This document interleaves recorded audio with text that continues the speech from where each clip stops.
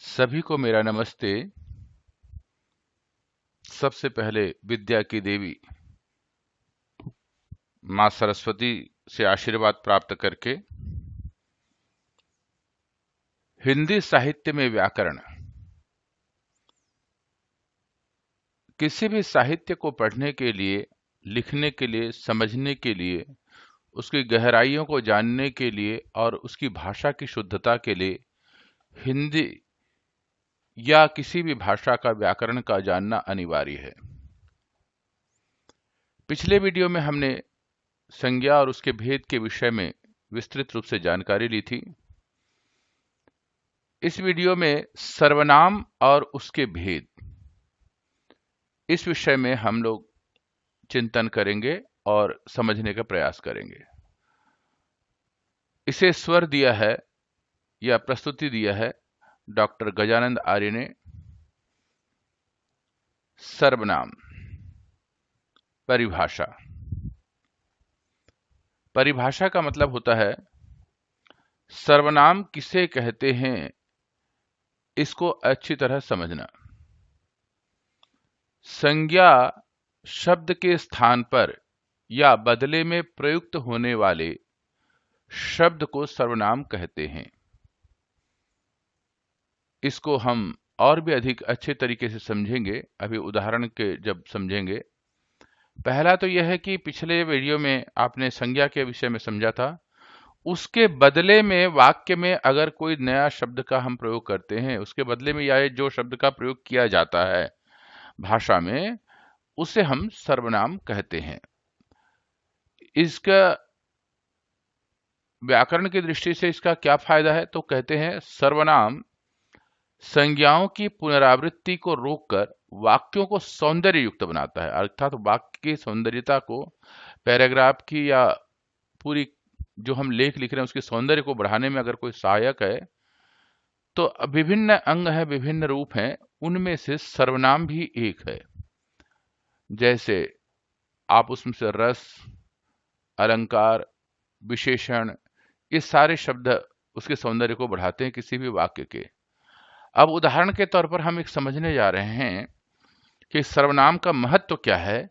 अगर हम सर्वनाम की बजाय सिर्फ संज्ञा का प्रयोग करते हैं तो ये 5 वाक्य हमने जो लिखे हैं ये कैसा लगेगा, और सर्वनाम के साथ में जो लिखेंगे तो कैसा लगेगा, इन दोनों के भेद से आप समझ सकते हैं कि दोनों में कितना फर्क है। तो 5 वाक्य को मैं एक बार आपके लिए पढ़ता हूं और समझने की कोशिश करें। पेड़ पौधे प्रकाश संश्लेषण की क्रिया के मध्य ऑक्सीजन विसर्जन करते हैं, या क्रिया से ऑक्सीजन विसर्जन करते हैं। पेड़ पौधे पर्यावरण को संतुलित बनाए रखते हैं। पेड़ पौधे विभिन्न जीवों को आश्रय प्रदान करते हैं। पेड़ पौधे भूक्षरण को रोकते हैं। पेड़ पौधों से हमें फल, फूल, दवाएं, इमारती लकड़ी आदि मिलते हैं। अब आपने देखा पेड़ पौधे हर बार प्रयोग किया गया, तो बार बार बोलने से श्रवण कटु मतलब सुनने में कड़वाहट महसूस होती है। लेकिन जब हम इसमें सर्वनाम शब्दों का प्रयोग करते हैं तो इसमें वाक्य की सुंदरता किस प्रकार बढ़ जाती है, देखिए ध्यान से। पेड़ पौधे प्रकाश संश्लेषण की क्रिया के मध्य ऑक्सीजन विसर्जन करते हैं। वे पर्यावरण को संतुलित बनाए रखते हैं। वे विभिन्न जीवों को आश्रय देते हैं। वे भूक्षरण को रोकते हैं।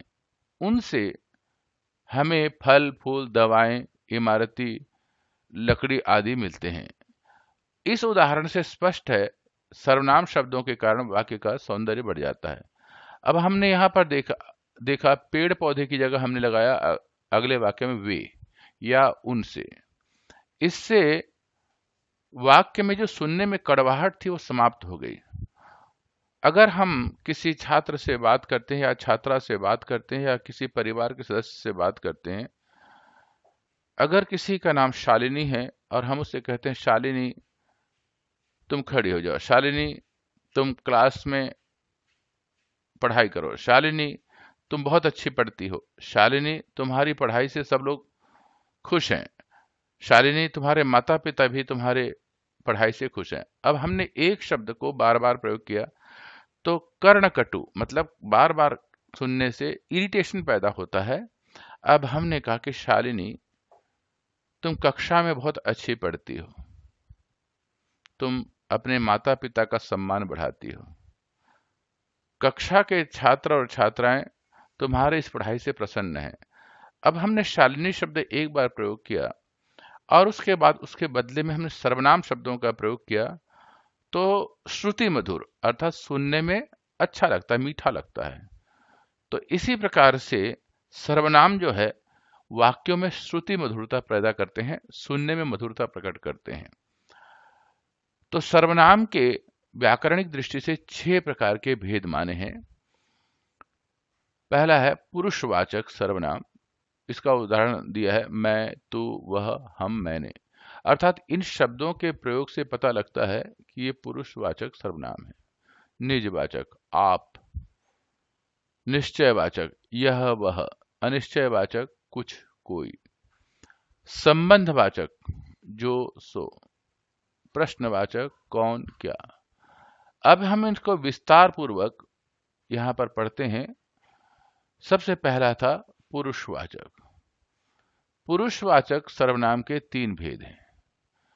अब इन तीनों भेदों से आपको स्पष्ट होगा कि पुरुषवाचक सर्वनाम कैसे समझें कि वाक्य में यह पुरुषवाचक सर्वनाम है।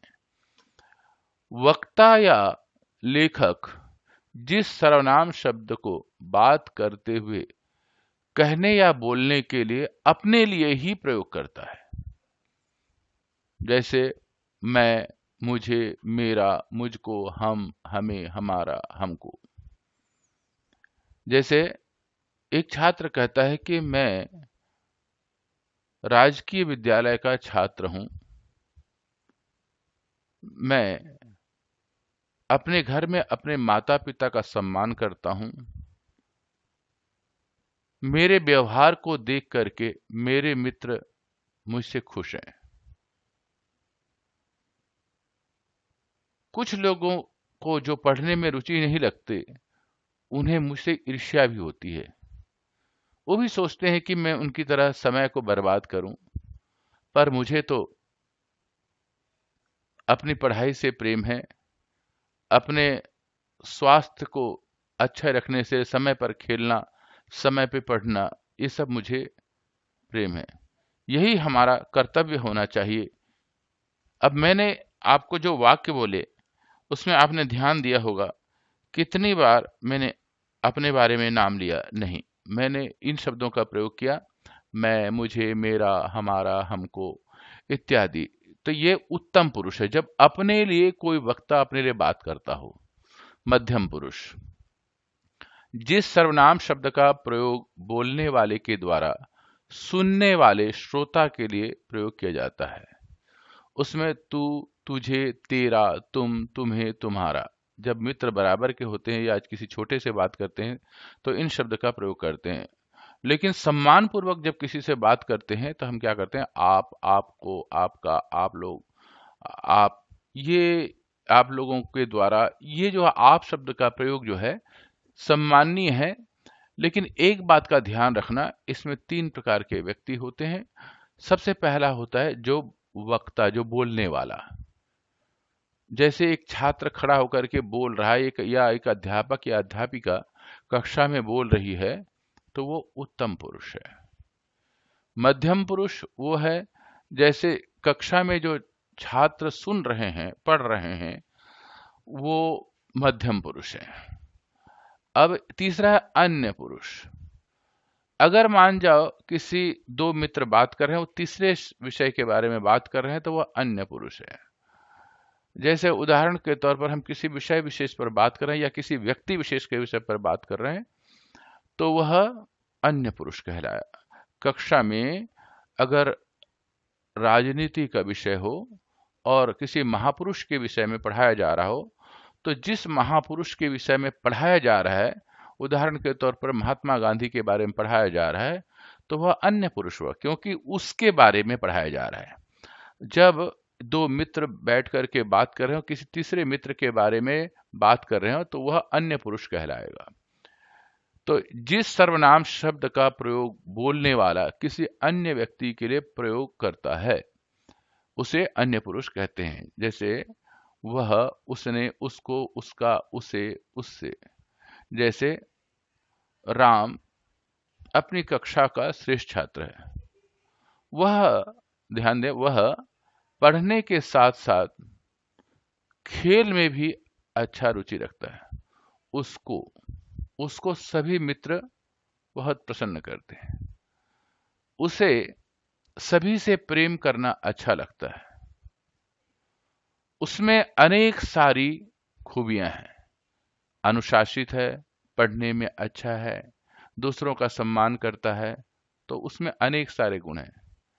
तो इस प्रकार आपने देखा कि सर्वनाम का प्रयोग जो है वाक्य की सौंदर्य को कितना खूबसूरत बढ़ाता है। अब हम दूसरा भेद निजवाचक सर्वनाम के विषय में समझने की कोशिश करें, उसकी परिभाषा। जो सर्वनाम तीनों पुरुषों उत्तम, मध्यम, अन्य में निजत्व का बोध अपने बारे में कराता है उसे निजवाचक कहते हैं। जैसे मैं खुद लिखता हूं, तो खुद किसके बारे में? अपने बारे में। तुम, आप, अपने आप चले जाना। माँ कहती है कि बेटा अब तुम तैयार हो गए, विद्यालय तुम बड़े हो गए हो, अब तुम अपने आप चले जाना। तो यहां पर आप शब्द जो है अपने बारे में बात करता है। वह स्वयं गाड़ी को चला रहा है। गाड़ी कौन चला रहा है? स्वयं। तो ये निजवाचक है। आप भला तो जग भला, अपने बारे में बात की जा रही है। आप। उपर्युक्त वाक्यों में खुद, अपने आप और स्वयं निजवाचक सर्वनाम है। निजवाचक आप का प्रयोग किसी संज्ञा या सर्वनाम की अवधारणा, निश्चय के लिए होता है।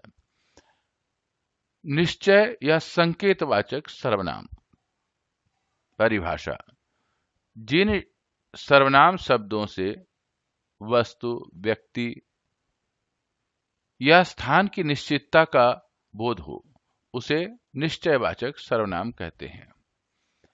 जैसे यह लड़की है, वह पुस्तक है, ये हिरन है, वे बाहर गए हैं, यह कार मेरी है, वह मोटरसाइकिल तुम्हारी है, ये पुस्तकें मेरी हैं, ये मिठाइयां हैं, यह एक गाय है। इनमें आपने देखा यह, वह, ये, वे, ये देखो, ये सारे शब्द जो है हमने जो प्रयोग किया है, यह वाक्यों में जो प्रयुक्त हुए हैं, ये सर्वनाम शब्द निश्चयक है।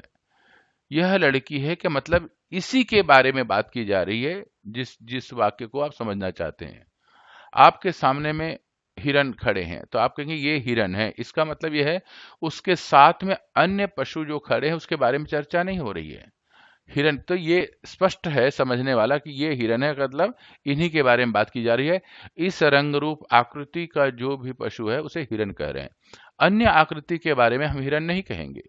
यह कार मेरी है। दो कारें खड़ी हैं, चार कारें खड़ी हैं, आपने इशारा किया तो यह कार मेरी है, इसका मतलब सुनिश्चितता बढ़ गई। तो इसीलिए कहते हैं निश्चयवाचक सर्वनाम। अनिश्चयवाचक सर्वनाम। परिभाषा।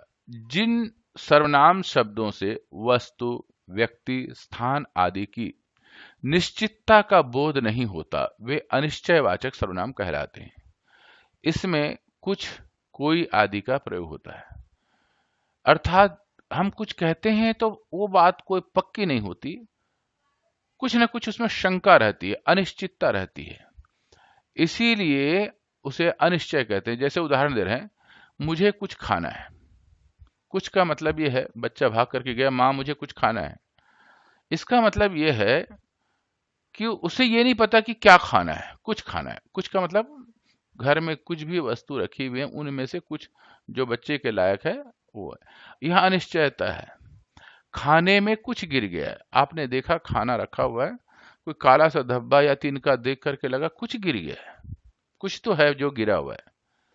मुझे बाजार से कुछ लाना है।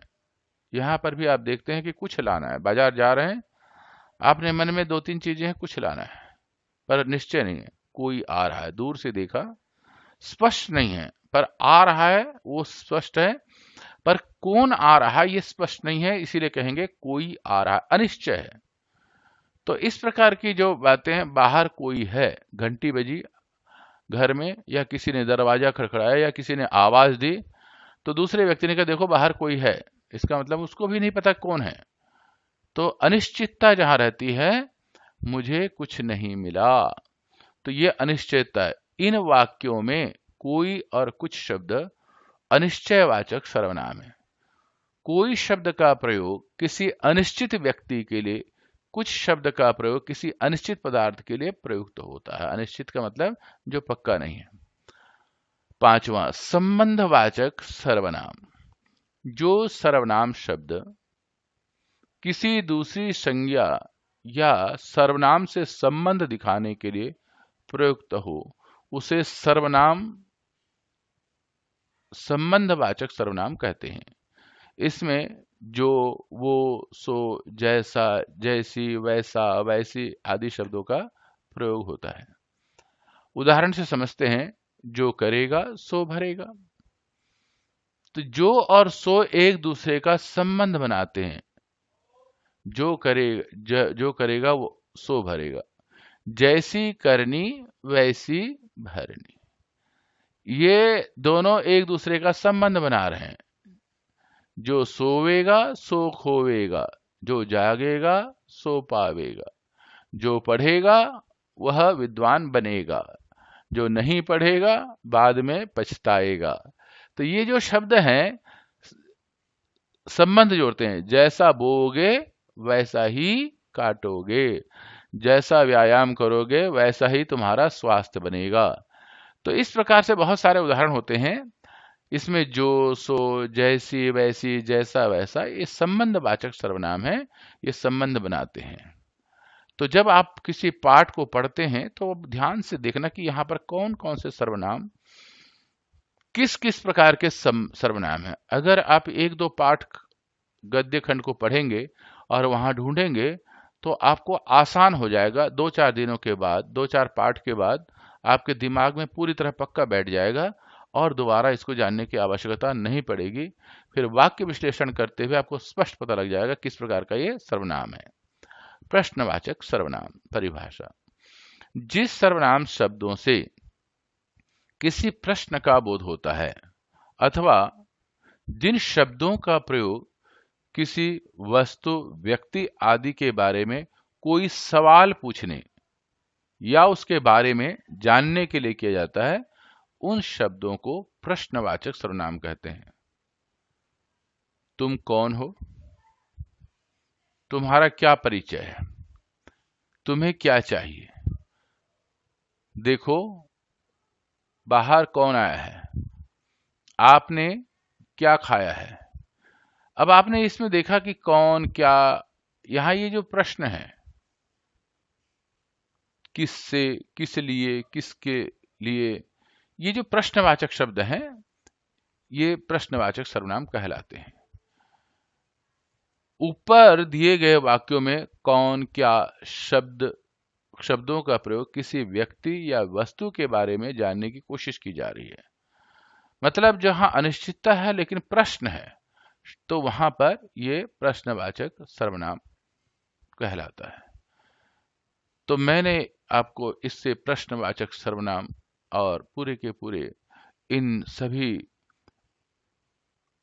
सर्वनाम के विषय में चर्चा की और आपको अच्छी तरह समझ में आ गया हो।